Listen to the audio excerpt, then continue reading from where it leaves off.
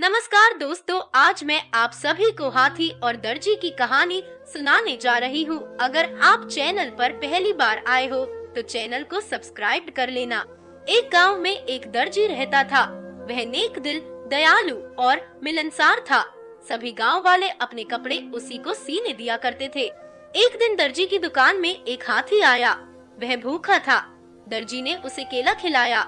उस दिन के बाद से हाथी रोज दर्जी की दुकान में आने लगा। दयालु दर्जी उसे रोज केला खिलाता। बदले में हाथी कई बार उसे अपनी पीठ पर बिठाकर सैर पर ले जाता।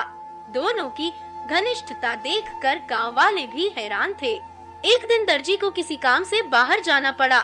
उसने अपने बेटे को दुकान पर बिठा दिया।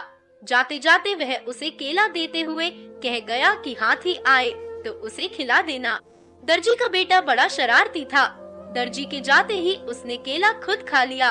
जब हाथी आया तो उसके शैतानी दिमाग में एक शरारत सूझी। उसने एक सुई ली और उसे अपने पीछे छुपाकर हाथी के पास गया। हाथी ने समझा कि वह केला देने के लिए आया है, इसलिए अपनी सूंड आगे बढ़ा दी। उसके सूंड बढ़ाते ही दर्जी के बेटे ने उसे सुई चुभो दी। हाथी दर्द से बिलबिला उठा। ये देखकर दर्जी के लड़के को बड़ा मजा आया और वह ताली बजाकर खुश होने लगा। दर्द से बिलबिलाता हाथी गांव की नदी की ओर भागा। वहां जाकर उसने अपनी सूंड पानी में डाल दी। कुछ देर नदी के शीतल जल में रहकर उसे राहत महसूस हुई। उसे दर्जी के लड़के पर बड़ा गुस्सा आ रहा था।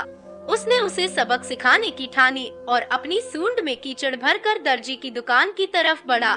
दर्जी के लड़के ने जब फिर से हाथी को आते देखा तो सुई लेकर बाहर आ गया। वह हाथी के पास आते ही उसे सुई चुभाने के लिए आगे बढ़ा, मगर हाथी ने सूंड में भरा सारा कीचड़ उस पर उड़ेल दिया। लड़का दुकान के दरवाजे के सामने खड़ा था। वह ऊपर से नीचे तक कीचड़ से लथपथ हो गया। दुकान के अंदर भी छिटक गया और लोगों द्वारा दिए गए कपड़े भी गंदे हो गए। उसी समय दर्जी भी अपना काम निपटा कर दुकान वापस आया। वहाँ की ये हालत देखकर उसे कुछ समझ नहीं आया। उसने अपने बेटे से पूछा तो बेटे ने सारी बात बता दी। दर्जी ने बेटे को समझाया कि तुमने हाथी के साथ बुरा व्यवहार किया है, इसलिए उसने भी तुम्हारे साथ वैसा ही व्यवहार किया है। जैसा व्यवहार करोगे वैसा ही पाओगे। आज के बाद किसी के साथ बुरा मत करना। फिर दर्जी ने हाथी के पास जाकर उसकी पीठ सहलाई और उसे केला खिलाया। हाथी खुश हो गया। दर्जी के बेटे ने भी उसे केले खिलाए, जिससे हाथी और उसकी दोस्ती हो गई। उस दिन के बाद से हाथी दर्जी के बेटे को भी अपनी पीठ पर बिठाकर घुमाने लगा।